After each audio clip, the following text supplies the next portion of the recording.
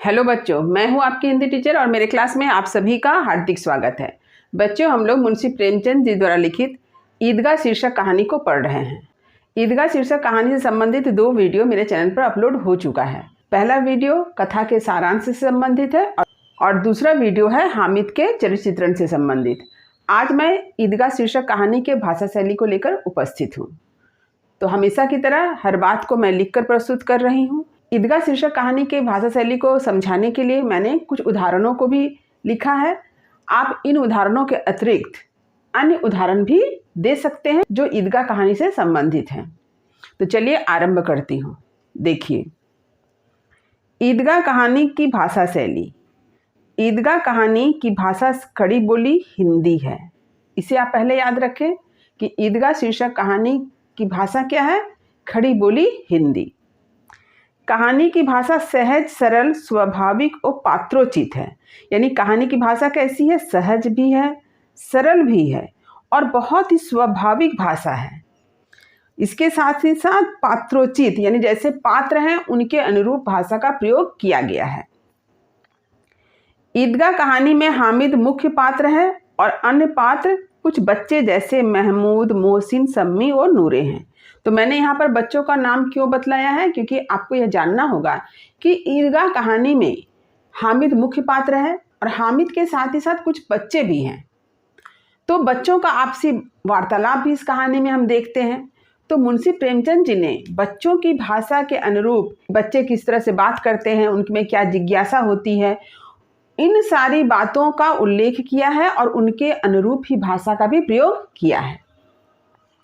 मुंशी प्रेमचंद ने इन बच्चों के आपसी वार्तालाप में जिस भाषा का प्रयोग किया है वह बाल सुलभ भावों से ओतप्रोत है। यानी बच्चे जब बातचीत करते हैं तो उनकी भाषा कैसी होती है? बाल सुलभ भाषा होती है, बच्चों की भाषा होती है। वे बड़े लोगों की तरह बात नहीं करते हैं। तो उदाहरण से देखते हैं, कुछ उदाहरण देखें। आपने देखा होगा कि बच्चे जो है अपनी माँ को किसी से कम नहीं समझते हैं। तो यहाँ पर भी इसी तरह की बात का उल्लेख किया गया है कि यहाँ पर भी बच्चे जो है अंग्रेजी मेम की तुलना में अपनी माँ को ज़्यादा सामर्थ्यशाली, ज़्यादा योग्य समझते हैं। उनकी बातचीत से पता चलता है। देखिए, ईदगाह के मेले में जाते हुए बच्चे अंग्रेजी मेमे से अपनी माँ की तुलना करते हुए जो कुछ कहते हैं कि पाठक की हंसी छूट जाती है। अंग्रेजी मेम बैट पकड़ती है और खेलती है।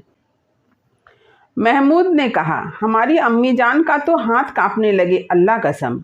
मोहसिन बोला, चलो मनो आटा पीस डालती है, जरा सा बैट पकड़ लेगी तो हाथ कांपने लगेंगे। सैकड़ों घड़े पानी रोज निकालती है, 5 घड़े तो तेरी भैंस पी जाती है। किसी मेम को 1 घड़ा भरना पड़े तो आंखों तले अंधेरा आ जाए। तो यहाँ पर देखिए, अंग्रेजी मेम बैट पकड़ती है, यानी क्रिकेट खेलती है। लेकिन मोहसिन, महमूद की जो माँ है ये बैट नहीं पकड़ती है, लेकिन घड़ों पानी भरती है। जिस तरह से इनकी माँ बैट नहीं पकड़ सकती है, ठीक उसी तरह से अंग्रेजी मेम भी घड़ों में पानी नहीं भर सकती है। तो मोहसिन यह भी कहता है कि अगर अंग्रेजी मेम को अगर 1 घड़ा पानी भरने दिया जाए तो उसकी हालत खराब हो जाएगी। महमूद, लेकिन दौड़ती तो नहीं, उछल कूद तो नहीं सकती। जब मोहसिन अपनी माँ के बारे में या महमूद की माँ के बारे में बड़ाई करता है तो महमूद कहता है, लेकिन मेरी माँ तो उछल कूद नहीं सकती है। तब क्या बताता है मोहसिन? हाँ, उछल कूद तो नहीं सकती, लेकिन उस दिन मेरी गाय खुल गई थी और चौधरी के खेत में जा पड़ी थी। अम्मा इतना तेज दौड़ी कि मैं उन्हें न पा सका। सच। यानी माँ उछल कूद भले नहीं सकती है, लेकिन बहुत तेज दौड़ सकती है। पुलिस के बारे में बच्चों की आपसी बातचीत भी भ्रष्टाचार की तरफ इशारा करती है। यानी बच्चे जब मेले जा रहे हैं तो आपस में बहुत तरह की बात कर रहे हैं, विभिन्न विषयों पर बातचीत करते हैं। कभी हलवाइयों के बारे में बात करते हैं, कभी पुलिस के बारे में बात करते हैं। और पुलिस के बारे में बात करते हुए उनकी जो रिश्वतखोरी है, भ्रष्टाचार है, उसका भी उल्लेख करते हैं। तो यहाँ पर बच्चों के माध्यम से रिश्वतखोरी, भ्रष्टाचार का भी जिक्र किया गया है। देखिए, मोहसिन ने प्रतिवाद किया, यह कनिस्टेबल पहरा देते हैं, तभी तुम बहुत जानते हो। अजी हजरत, यह चोरी करते हैं। शहर के जितने चोर डाकू हैं सब इनसे मिले रहते हैं। मेरे मामू एक थाने में कनिस्टेबल हैं, 20 रुपया महीना पाते हैं, लेकिन 50 रुपये घर भेजते हैं। अब देखिए, मोहसिन जो बताता है कि उसके मामा जो हैं पुलिस में हैं, उनका वेतन कितना है? 20 रुपया, लेकिन वो 50 रुपया अपने घर भेजते हैं। तो ये 30 रुपया कहाँ से आया? ये रिश्वत का पैसा है, यही भ्रष्टाचार है। हामिद ने कहा, यह लोग चोरी करवाते हैं तो इन्हें पकड़ता नहीं। इस पर देखिए मोहसिन क्या कहता है, अरे पागल, इन्हें कौन पकड़ेगा? पकड़ने वाले तो यह लोग खुद हैं, लेकिन अल्लाह इन्हें सज़ा भी खूब देता है। हराम का माल हराम में जाता है। थोड़े ही दिन हुए मामू के घर में आग लग गई और सारी लेई पूंजी जल गई। इस प्रकार कहानी की भाषा व्यवहारिक व बोधगम्य है। कहानी में मुंशी प्रेमचंद जी खड़ी बोली हिंदी भाषा में उर्दू के शब्दों का बखूबी प्रयोग किया है। तो बच्चों की भाषा तो आपने देखा कि बच्चे किस तरह से बात करते हैं और उसी के अनुरूप मुंशी प्रेमचंद जी ने भाषा का प्रयोग किया है। इसके साथ ही साथ मुंशी प्रेमचंद जी ने इस कहानी में उर्दू भाषा के शब्दों का भी प्रयोग किया है। कुछ अंग्रेजी के शब्दों का भी प्रयोग किया गया, जैसे क्लब, पुलिस इत्यादि। मुंशी प्रेमचंद जी की एक प्रमुख विशेषता है मुहावरों का प्रयोग। मुंशी प्रेमचंद जी की विशेषता है कि उनकी कहानी में आप मुहावरों का प्रयोग देखेंगे।